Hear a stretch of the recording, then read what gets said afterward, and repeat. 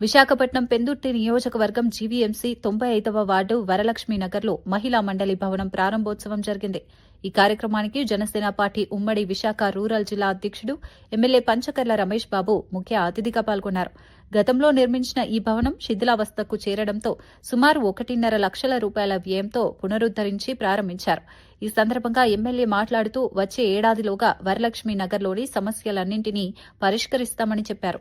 మంచి మాటలు మాట్లాడుకోవడానికి వాళ్ళకు షెల్టర్ ఇచ్చినందుకు మనస్ఫూర్తిగా అభినందనలు తెలియజేస్తూ మరి వారి జ్ఞాపకార్థం అది నిర్మించడంతో పాటు గతంలో వీళ్ళందరూ కూడా ఒక తీర్మానం చేసుకున్నారు, విగ్రహం కూడా పెట్టాలని చెప్పి.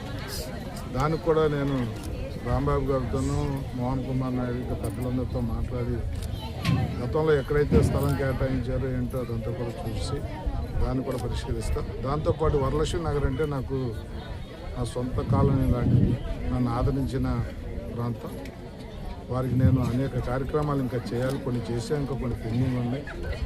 రోడ్లు కానీ, డ్రైన్లు కానీ, ఎలక్ట్రికల్ ఫెసిలిటీస్ కానీ, శ్మశాన వాటికి కానీ, అలాగే టెంపుల్ పక్కన కళ్యాణ మండపం లాంటి షెల్టర్ కానీ, ఇలా అనేక కార్యక్రమాలు చేయాల్సింది.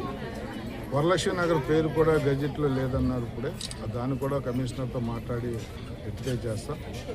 శ్మశాన వాటికి కంపల్సరీ ఊరందరికి ఉపయోగపడేది కాబట్టి యుద్ధ ప్రాతిపదిక మీద దాన్ని కూడా రేపు ఎల్లుండిలోనే మెటీరియలైజ్ చేస్తాం.